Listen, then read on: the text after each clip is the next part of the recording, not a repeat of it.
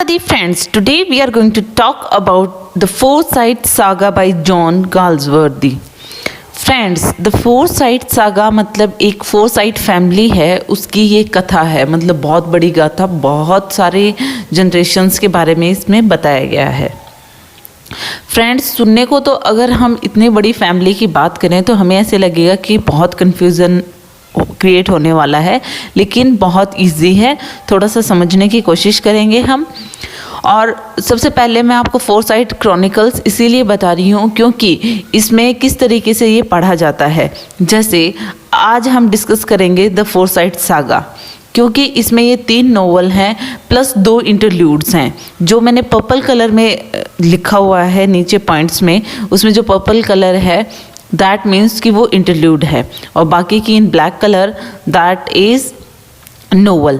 तो इसमें the Forsyte saga में 3 नोवेल हैं, the man of property, in chancery and to late.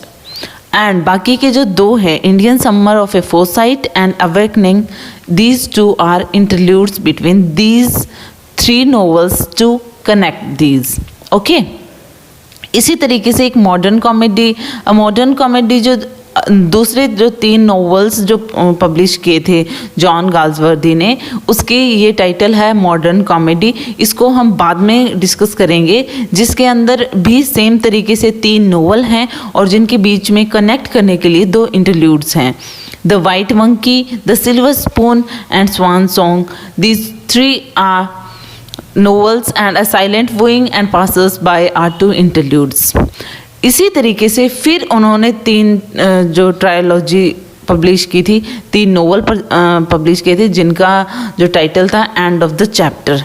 इसमें एंड है made in waiting, flooring wildness and over the river. Okay, किस year में ये पब्लिश हुए थे वो भी मैंने सामने लिखा हुआ है फ्रेंड्स। अब मैं जो आज हम जो डिस्कस करेंगे वो है द फोरसाइट सागा, मतलब अ मॉडर्न कॉमेडी, और एंड ऑफ द चैप्टर की हम बात ही नहीं कर रहे हैं इस वीडियो में। द फोरसाइट सागा की बात करेंगे, तो इसमें द मैन ऑफ प्रॉपर्टी से हम स्टार्ट करेंगे। तो होप आपको ये चीज़ समझ में आ गई होगी। अब अगर हम बात करें कि हम इसको समझे कैसे, क्योंकि इसमें जो फैमिली है वो इतनी बड़ी बताई गई है और उसमें बहुत सारे कैरेक्टर्स हैं। तो डोंट वरी फॉर दैट, मैंने छोटा सा एक ट्री बनाने की कोशिश की है फ्रेंड्स, वो आप देख सकते हैं। तो इसमें द फोरसाइट सागा की जो फैमिली ट्री है वो कुछ इस तरीके से है। मतलब जो सबसे पहले जो ओल्ड फोरसाइट्स हुए थे, एन, जॉलियन, जेम्स का जो मतलब ट्विन ब्रदर था, Swithin, Roger, Julia, Hester, Nicholas, Timothy and Susan. अब इनके अलावा मतलब उसके बाद में जो नेक्स्ट जनरेशन आती है यंग फोरसाइट्स की, ये ऑल फोरसाइट्स ओल्ड फोरसाइट्स थे, that is in black in colour. फिर इनके जो यंग फोरसाइट्स आए और उनके बाद में जो इनके चिल्ड्रन थे दैट इज़ इन पर्पल। थोड़ा सा मैंने कलर से भी इसको डिफ्रेंशिएट करने की कोशिश की है फ्रेंड्स, बहुत इजी से आपको समझ में आएगा, आप ये देख सकते हो। तो हम स्टार्ट करते हैं इन्हीं से, सबसे पहले कैरेक्टर्स से ही स्टार्ट कर लेते हैं। तो इसमें ओल्ड फोरसाइट में एन है जो सबसे बड़ी है फैमिली में। ओल्ड जॉलियन फोरसाइट जो है, इसको हम जॉलियन जो है सेकंड नंबर पे आप देख सकते हो, ये ओल्ड जॉलियन फोरसाइट है क्योंकि इसके बेटे का नाम यंग जॉलियन है। ओके, तो फिर इनके जो बेटा था उसका नाम यंग जॉलियन था, उसने 3 मैरिजेस की थी, फ्रांसिस से, हेलन से और इरीन से। और इन तीनों से जो बच्चे थे इनको, उसको भी मैंने लाइंस के थ्रू शो किया है। जैसे कि जो यंग जॉलियन को फ्रांसिस से जो बच्ची थी उसका नाम था जून, जिसके मंगेतर था फिलिप बॉस्टनी, तो उसके नीचे मैंने लिख दिया फिलिप। अब यंग जॉलियन के हेलन से जो बच्चे थे जोली एंड हॉली, उसके बाद में इरीन से शादी हुई, इनकी 3rd मैरिज थी यंग जॉलियन की इरीन से, जिनसे उनको बेटा हुआ था जॉलियन जॉन, जिसको जॉन भी कह सकते हैं हम। इसी तरीके से जेम्स जो था, उनकी वाइफ का नाम एमिली था, उनके जो बच्चे थे सोम्स एंड विनीफ्रेड, एक डॉटर थी। मतलब सोम्स नाम का एक बेटा था और विनीफ्रेड नाम की एक डॉटर थी। दोनों भाई बहन थे। सोम्स की शादी 2 बार होती है, मतलब पहले इरीन से होती है और फिर इरीन से अच्छा व्यवहार नहीं करता है ये, इसलिए इरीन जो है या आयरेन जो है वो यंग जोलियन से शादी कर लेती है और ये दूसरी शादी करता है एनेट से, जिनसे कि मतलब सोम्स और एनेट की एक बेटी होती है जिसका नाम है फ्लूअर। ओके, सो अगर हम दूसरी तरफ देखें तो सोम्स जो है इसमें जो है the man of property novel जो जिसकी हम स्टार्टिंग से बात करेंगे, सेंट्रल कैरेक्टर्स है सोम्स। अब बात कर लेते हैं हम इसकी जो सिस्टर थी विनीफ्रेड की। तो विनीफ्रेड की शादी मॉन्टेग्यू नाम के एक पर्सन से होती है जिनसे उनको जो इनके बच्चे थे वॉल, इमोजिन, मॉड, बेनेडिक्ट। और मोस्टली इसमें जो डिस्कशन होगा वो वॉल और इमोजिन का होगा। वॉल की शादी जो है हॉली से होगी, इसकी कजिन से। तो जैसा कि आप ट्री में देख सकते हो, होली जो थी वो यंग जोलियन की बेटी थी। अब हम बात कर लेते हैं स्वीडन। फिर रोजर जो ओल्ड फोरसाइट था उसके 2 बच्चे थे, जॉर्ज और फ्रांसिस। इसी तरीके से सूजन के भी बच्चे हैं, कुछ ज़्यादा रोल नहीं बताया गया इनका, लेकिन इस तरीके से। और लास्ट में इस जनरेशन का लास्ट जो पर्सन था टिमोथी, वो 101 ईयर पे उनकी डेथ हुई थी। तो होप आपको मतलब मोटा मोटा ये समझ में आ गया कि किस तरीके से इनमें कनेक्शन होता है। बाद में जब मैं स्टोरी डिस्कस कर लेंगे हम, और एक बार फिर से मैं आपको कैरेक्टर्स के बारे में बताऊंगी, उसके बाद में अगर आप ये ट्री देखोगे तो आपको बहुत ईजी लगेगा ये फ्रेंड्स। तो हम स्टार्ट करते हैं कैरेक्टर्स से। तो कैरेक्टर्स में जैसा कि मैंने अभी बताया था वैसे ही, लेकिन थोड़ा सा इंट्रोडक्शन और दे देती हूँ मैं। तो कैरेक्टर्स में ओल्ड फोरसाइट्स में एन जो सबसे बड़ी होती है फैमिली की, ओल्ड जोलियन फोरसाइट है, ये जेम्स का ब्रदर है, जेम्स है। इसकी शादी एमिली से होती है जैसा कि मैंने अभी बताया था। स्वीडन जो है ये जेम्स का ट्विन ब्रदर है। जूली जो है वो भी इसी फैमिली की एक मेंबर है, फ्लेटरी डोवगर। एंड हेस्टर एक ओल्ड मेड। निकोलस सबसे वेल्दिएस्ट है इस फैमिली में। रोजर ओरिजिनल फोरसाइट कहा गया है उसे। सूजन जो है वो एक मैरिड सिस्टर इस फैमिली की। और Timothy the last one is the most cautious man in England, बहुत ज़्यादा सतर्क रहने वाला इंसान। यंग फोरसाइट्स की हम बात करें तो यंग जोलियन जो है ये ओल्ड फोरसाइट का बेटा है, ओल्ड जोलियन फोरसाइट का। और ये आर्टिस्टिक है और इसके मतलब आर्टिस्ट मतलब पेंटिंग्स वगैरह लाइक करना, पेंटर है। और इसकी 3 शादियां हुई थी जैसा कि अभी मैंने फैमिली ट्री में बताया था, फ्रांसिस, हेलन एंड इरेन से। सोम्स जो है वो जेम्स एंड एमिली का सन है, बेटा है सोम्स। और फ्लूअर का फादर है, क्योंकि इनकी जो वाइफ है एनेट, उनसे इनको बेटी होती है फ्लूअर नाम की।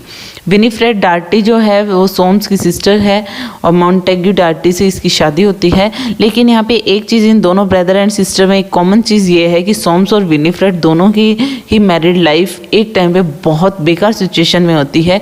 विनीफ्रेड यहाँ पे अपने हस्बैंड से अलग होती है, सोम्स जो है अपनी फर्स्ट वाइफ इरेन से यहाँ पे अलग होगा। हम नोवेल में डिस्कस करेंगे।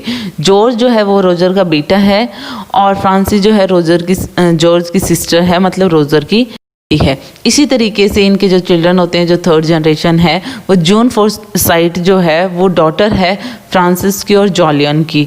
लेकिन वो इन द बिगनिंग वो अलग होती है अपने फादर से। ओल्ड फोरसाइट मतलब ओल्ड जोलियन फोरसाइट के साथ में रह रही है, मतलब अपने ग्रैंडफादर के साथ में। और इसकी एंगेजमेंट जो है फिलिप बोसेनी से होती है, लेकिन फिलिप बोसेनी इसको धोखा दे देता है क्योंकि बाद में वो इरेन से प्यार करने लग जाता है।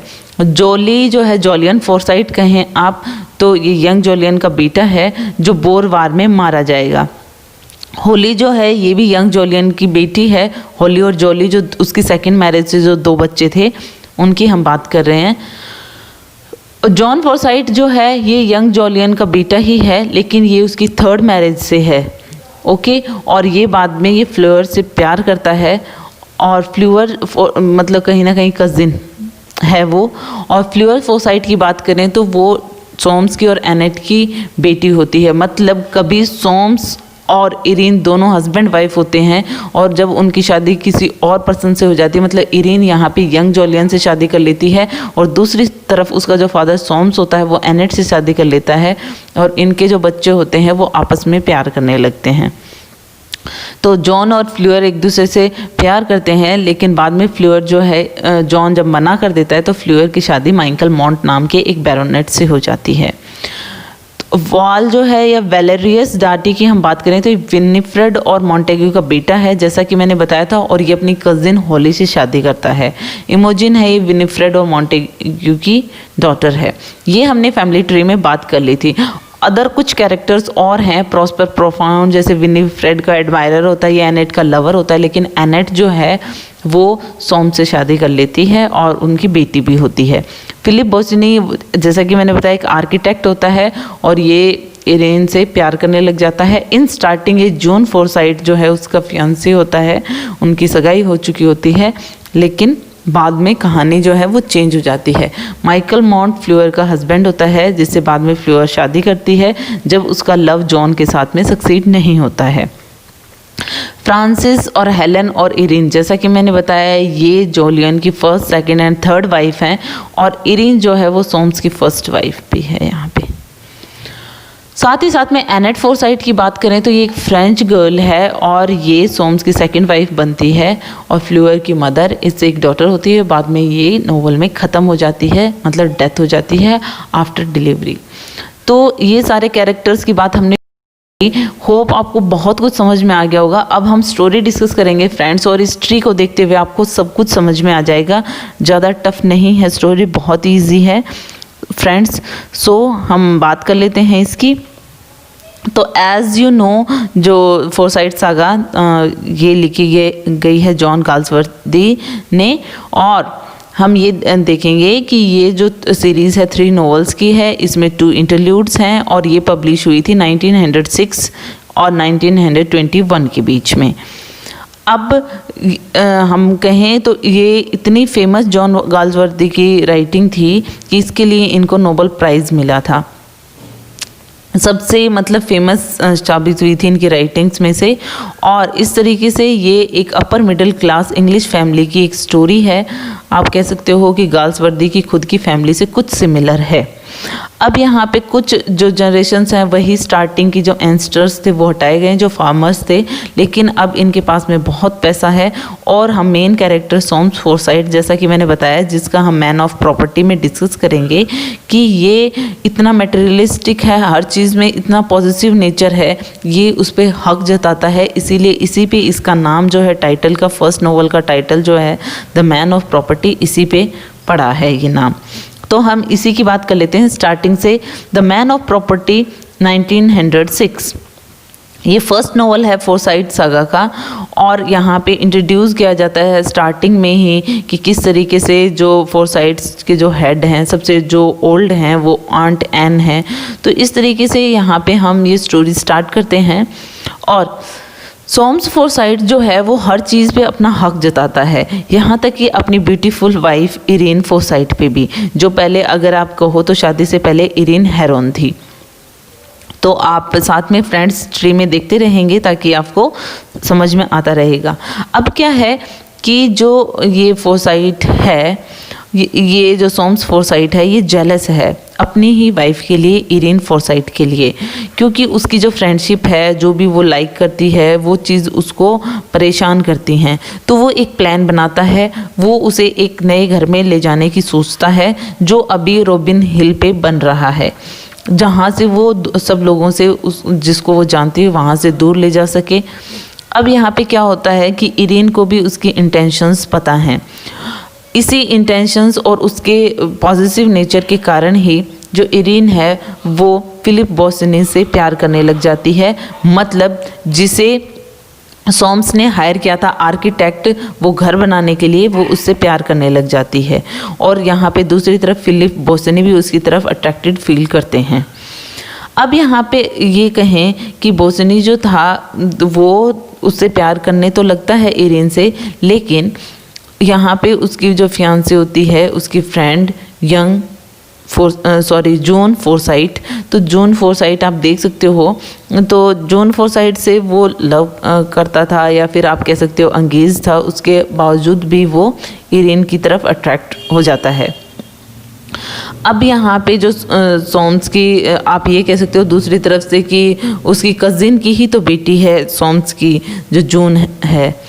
अब यहाँ पे इस तरीके से इसकी हैप्पी एंडिंग तो नहीं होगी इस नोवेल की, लेकिन यहाँ पे इरीन जो है वो सोम्स को छोड़ देगी, क्योंकि सोम्स ने उसके साथ ज़बरदस्ती की थी, उसका रेप किया था। तो क्योंकि जैसा कि मैंने बताया, मैन ऑफ प्रॉपर्टी उसे इसीलिए कहा गया है क्योंकि वो हर चीज़ पे मतलब अपना राइट समझता है, स्पेशली इरीन पे।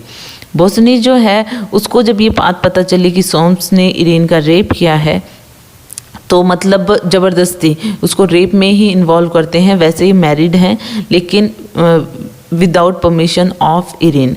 तो यहाँ पे जब ये बात फिलिप बोसनी को पता चलती है, तो वो एक बस के व्हील के नीचे आ जाते हैं, क्योंकि वो बहुत ज़्यादा फ्रेंटिक फील करते हैं। दैट मीन्स कि उत्तेजित हो जाते हैं, बहुत ज़्यादा गुस्सा आता है उनको इस न्यूज़ से, तो वो भी एक एक्सीडेंट में ख़त्म हो जाते हैं।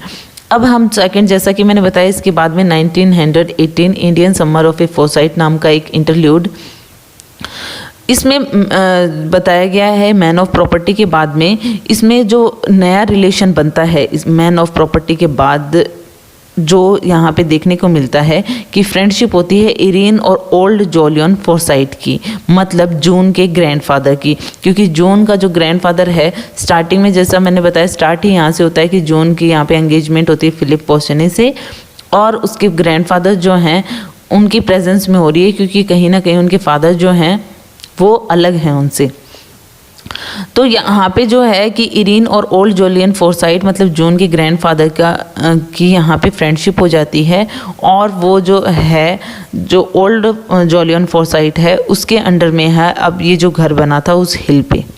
अब क्या होता है कि वहाँ पे उन दोनों में अटैचमेंट हो जाता है, लेकिन अब ओल्ड जोलियन फोरसाइट को लगता है कि वो मरने वाले हैं, तो वो कुछ मनी जो है वो इरीन के नाम करके मरते हैं अपने विल में, और जिसका ट्रस्टी वो अपने बेटे यंग जोलियन को बनाते हैं। इस तरीके से at the end of this interlude कि ओल्ड जोलियन जो हैं वो ख़त्म हो जाते हैं अपने ही घर में, रॉबिन हिल्स हाउस में। अब हम अगले नोवेल की बात करें, सेकंड नोवेल की, इन चांसरी। चांसरी मतलब कि जहाँ पे हम ये बात करें कि ऐसा कार्यालय या फिर कोर्ट जहाँ पे ये डोमेस्टिक जो केसेस होते हैं वो सुलझाए जाते हैं। कोर्ट ऑफ चांसरी की बात हो रही है यहाँ पे।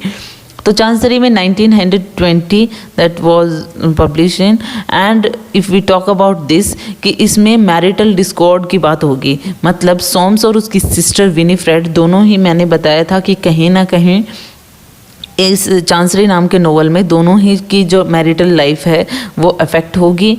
और यहाँ पे क्या होता है कि वो डिवोर्स के जो एक्शन है वो ले लेते हैं, दोनों अपने स्पाउस से डिवोर्स चाहते हैं, इरीन और मॉन्टेग्यू डार्टी से, क्योंकि जो सोम्स की वाइफ है वो इरीन है, और यहाँ दूसरी तरफ जो उसकी बहन विनीफ्रेड है उसका हस्बैंड है मॉन्टेग्यू डार्टी।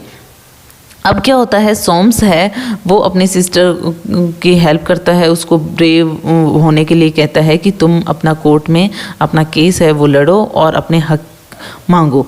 अब यहाँ पे दूसरी तरफ वो खुद कोर्ट में नहीं जाता, इसको मतलब इतना लंबा नहीं खींचना चाहता डिवोर्स को।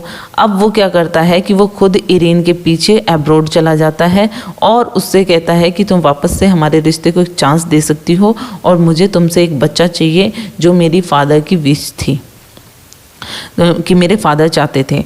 तो उसको कुल मिला के हम ये देख सकते हैं कि सोम्स की थॉट कैसी है, और उनको बच्चा भी नहीं, उसको एक बेटा चाहिए।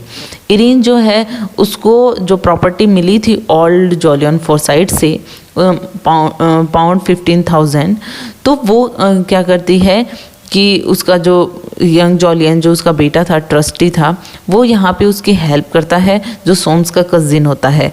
वो इरीन के फाइनेंशियल हेल्प भी करता है, और फर्स्ट टाइम जब वो सोम्स को छोड़ के आती है तब भी यंग जोलियन उसकी हेल्प करता है, उसको सपोर्ट करता है। अब क्या होता है कि इसी बीच में जब वो यंग जोलियन उसकी हेल्प करता है इरीन की, इसी बीच उसका जो बेटा है यंग जोलियन का, जोली, वो साउथ अफ्रीकन वॉर में ख़त्म हो जाता है। इरीन जो है उनके बीच में और ज़्यादा फ्रेंडशिप स्ट्रॉन्ग हो जाती है, वो भी जोलियन की इन सब से बाहर निकलने की में हेल्प करती है। साथ ही साथ में सोम्स जो है जब उसकी मुलाकात होती है जोलियन से, यंग जोलियन से और इरिन से रॉबिन हिल पे, तो वो जो सोम्स है उनके ऊपर मतलब ब्लेम करता है कि तुम्हारे बीच में अफेयर चल रहा है। यंग जोलियन जो है और इरिन इस चीज़ को हामी भर देते हैं, क्योंकि उनके बीच में चाहे ऐसा कुछ नहीं होता है, वो फ्रेंड्स होते हैं, लेकिन अगर सोम्स ऐसा सोच रहा है तो ऐसा ही सही। तो इस स्टेटमेंट के बाद में सोम्स को है कि एविडेंस मिल गया कि वो डिवोर्स प्रोसीड कर सकता है। लेकिन यहाँ पे दूसरी तरफ जो यंग जोलियन और इरिन के लिए ये चीज़ जो है वो सही साबित होती है कि वो अगर ऐसा सोच रहा है तो ठीक है, हम अपने रिश्ते को एक नया नाम दे सकते हैं। जोलियन और इरिन बाद में जो है डिवोर्स वगैरह फाइनल हो जाते हैं और तो वो दोनों मैरिज कर लेते हैं और और उनका बेटा होता है, मतलब इरिन का, यंग जोलियन और इरिन का बेटा होता है जोलियन, जिसको जॉन कहेंगे हम। तो जॉन उनका बेटा होता है। दूसरी तरफ सोम्स जो है वो अपने बेटे की ख्वाहिश पूरी करने के लिए एनेट से शादी कर लेता है, जो एक फ्रेंच रेस्टोरेंट ऑनर की बेटी होती है। अब नए जो वाइफ है उसको एक बेटी होती है फ्लूअर नाम की। जब वो होती है तब डॉक्टर्स ने कहा था कि सिचुएशन बहुत क्रिटिकल है, हम मदर को या चाइल्ड को दोनों में से एक को बचा सकते हैं। तो सोम्स ने चाइल्ड को बचाने के लिए कहा था।